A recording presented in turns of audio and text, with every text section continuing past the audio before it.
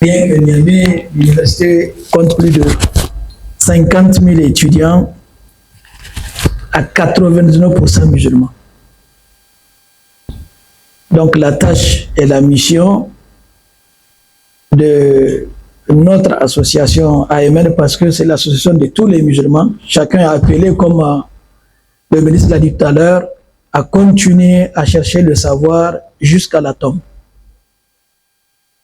Donc priez beaucoup pour que Allah renforce l'engagement des gens. Prenez les cours qui ont été dits ce matin. Tous ceux qui ont intervenu ont contribué par rapport au thème, surtout la conférence qu'on vient de suivre. Moi, j'aimerais seulement dire à l'AMN, il ne faut jamais vous sous-estimer. N'attendez pas. Chaque jour qui passe, c'est une occasion que Allah vous donne pour faire avancer ce projet de refondation, parce que l'islam ira pour refonder les sociétés. L'imam l'a dit tout à l'heure. Et je vous rappelle, aujourd'hui, le jeune président qui fait la fierté des Africains est musulman. C'est une chance et une fierté pour la Oumma islamique. J'ai nommé Ibrahim Traoré. Et il était membre de l'AMB, l'association des élèves et étudiants musulmans du Burkina. Tous les actes qu'il pose, c'est partie de son engagement dans l'AMB.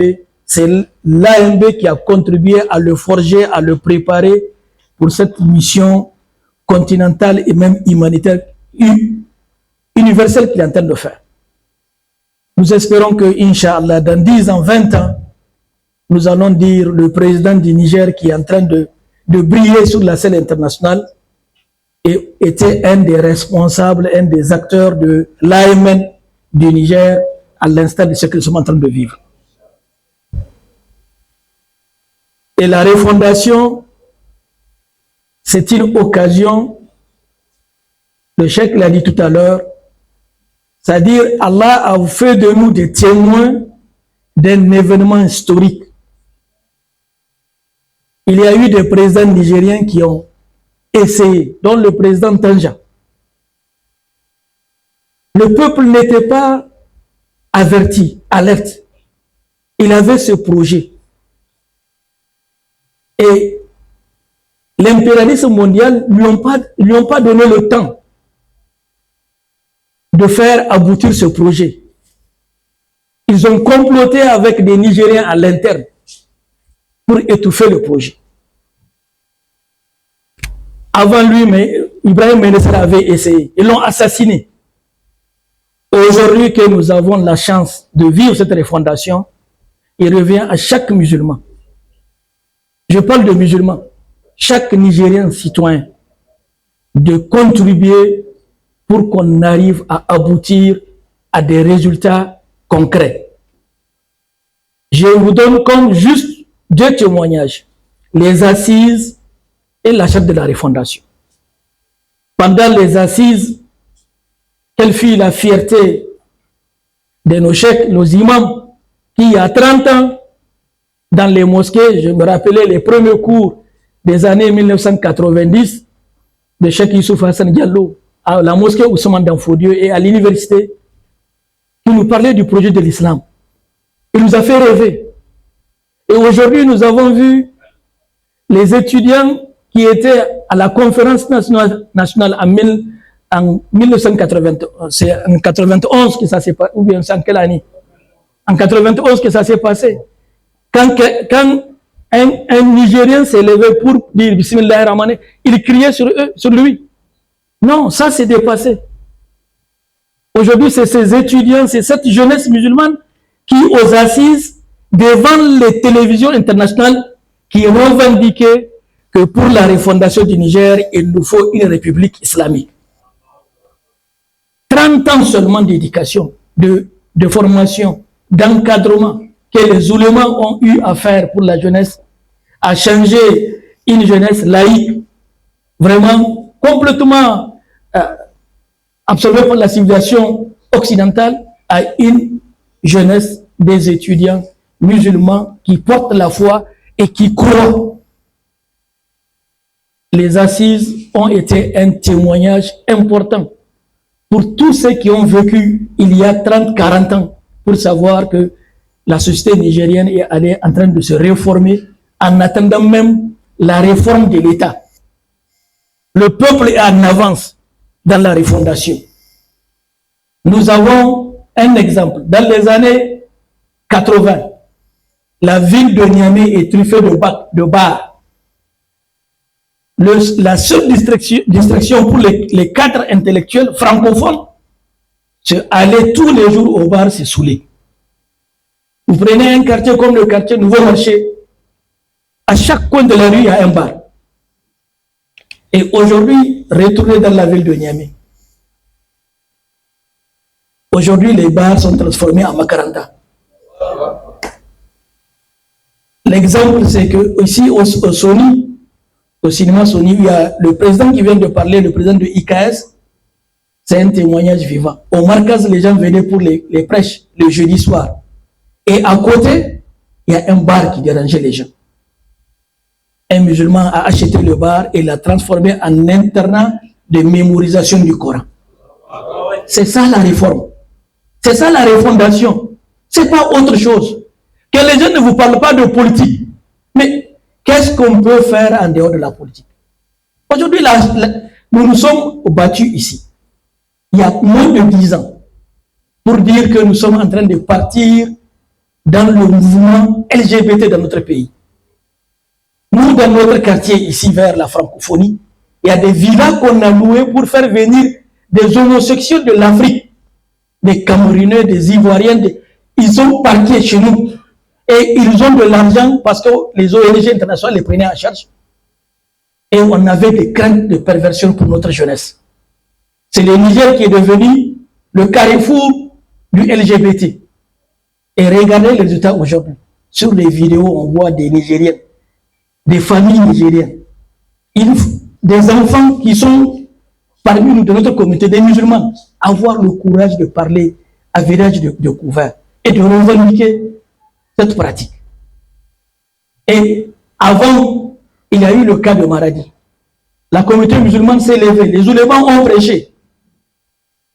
Les mêmes juges sont sortis pour dire il n'y a pas de texte. Parce que c'est ça que l'État cautionnait. Rien n'a été fait.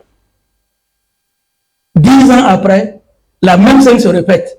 Encore un juge se lève pour dire il n'y a pas de texte. Où est le juge aujourd'hui? Il n'est plus magistrat. Où est son syndicat? Il est dissous. Qu'a fait la communauté? Les oulémas, hier, dans toutes les mosquées de vendredi, ils ont prêché. Pour dire que ça, nous n'allons pas l'accepter. Parce que maintenant, quand les oulémas parlent, ils sont respectés, ils sont écoutés. Et c'est ça la refondation. C'est que nous avons aujourd'hui, quand la CEDEAO a pourchassé les Nigériens, on est parti à l'ombre du Coran pour nous cacher. Et Allah nous a protégés. C'est ça la refondation. Et dans la charte de la refondation qui nous sert, parce qu'avant on avait comme valeur. Les gens vont dire, nous sommes de la ni une démocratie. Donc lui, il est le fils de la démocratie. Il ne revendique pas son islamité. Les gens ne revendiquent pas que nous sommes d'abord des musulmans. Non, nous sommes des démocrates. Nous sommes attachés aux droits, aux libertés. Tout ça, c'est des concepts qui sont là pour nous tromper. Ça ne veut rien dire. S'il y a une démocratie, on n'allait pas massacrer, faire un génocide à Gaza.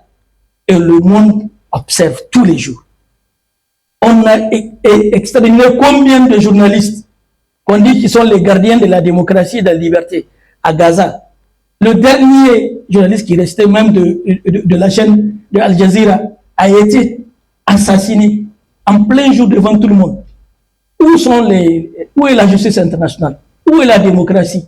Où est la liberté? Où sont les droits de l'homme? C'est du folklore. Aujourd'hui, prenez la charte de la refondation. Ça commence à l'article 1 à nous rappeler quelles sont nos valeurs pour ce pays-là. On nous parle d'intégrité, de fraternité, de 24 valeurs. Et quand vous prenez ces 24, toutes ces valeurs sont des valeurs islamiques tirées du Coran et de la Sunna. Article 3, Il nous dit que l'État nigérien reconnaît enfin, après 63 ans d'indépendance, que l'islam, pour la première fois dans une constitution, on parle d'islam officiellement. On n'a jamais eu une constitution au Niger qui a parlé de le terme, le concept islam, jamais. Il dit l'islam comme la religion de la majorité des Nigériens. C'est-à-dire que le Niger n'est plus un État laïque. L'islam est reconnu comme la religion. Même si elle n'est pas la seule, c'est la religion de 99% des musulmans, des Nigériens, que l'État reconnaît. Et aujourd'hui, quand un juge va dire qu'il n'y a pas de texte, mais nous allons dire de l'article 25 de la charte, on parle de la position de l'État nigérien vis-à-vis du LGBT. C'est dans la charte. Donc la jeunesse, comme le ministre et le chef l'a dit, il y a aujourd'hui parmi vous des anciens qui sont en train de partir. Mais nous avons la certitude que la jeunesse qui est là, vous avez la responsabilité devant Dieu de vous assumer.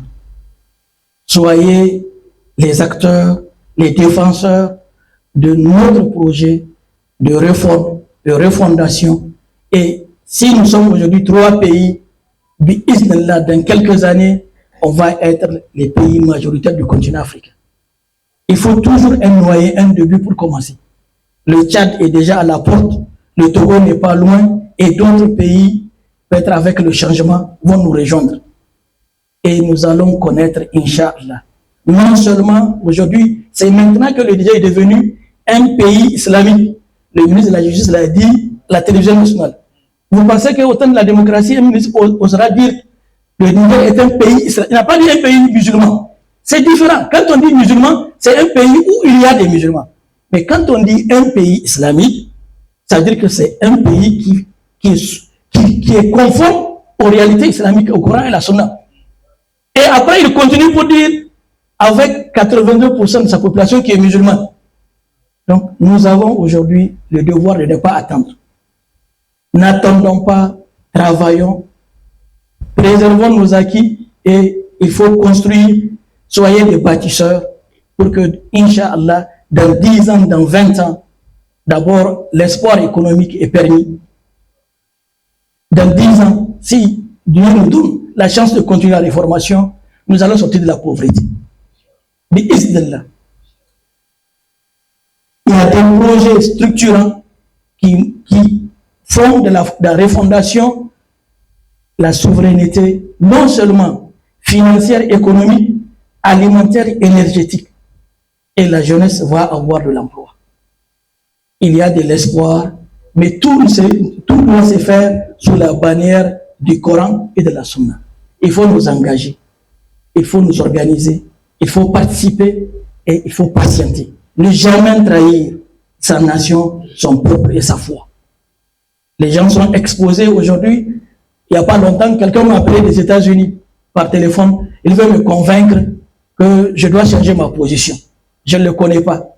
Il m'a vu où? Je ne sais pas. Donc, il y a des jeunes qui vont être... Surtout si vous êtes sur les réseaux sociaux, il faut vous préparer. Les gens sont placés à travers le monde qui vont vous appeler. Ils vont vous négocier. Ils vont parfois même vous pervertir. Ils vont vous ramener sur la trahison ou je ne sais pas, sur votre non-engagement. Nous engageons-nous, on le fait pour personne, on le fait pour Dieu. Notre intention, c'est de travailler pour qu'on ait la récompense auprès d'Allah subhanahu wa ta'ala. Et prions pour nos chefs, pour nos oulémas. Aujourd'hui, si le Niger choisit pour la refondation, la culture, la promotion des valeurs sociales, un imam, c'est tout un symbole. C'est un engagement. C'est un courage. En choisissant le Cheikh Ben Salah pour être le ministre de la refondation, le ministre de la culture, bien que les gens ont ironisé pour dire la culture, ça veut dire le ministre Niger, c'est pas vrai. La culture, c'est toute notre vie. L'islam aussi a une culture. Les Nigériens ont vécu dans la culture avant l'arrivée des Blancs. Donc c'est ça qu'il faut réhabiliter. Il faut que dans la culture, on arrive à purger, à lever ce qui n'est pas pour nous et qui est malsain, et prendre ce qui sont nos valeurs pour les réhabiliter. Et il y a maintenant la promotion des valeurs sociales. Inch'Allah, avec cet engagement de la jeunesse, l'espoir est permis. Qu'Allah bénisse ce pays, qu'Allah bénisse la jeunesse, que l'AMM soit demain le pourvoyeur de nos futurs cadres, pour qu'on puisse avoir des cadres intègres, pieux, qui craignent Dieu et qui vont travailler juste pour avoir l'agrément d'Allah subhanahu wa ta'ala. Assalamu alaikum wa rahmatullahi wa barakatuh.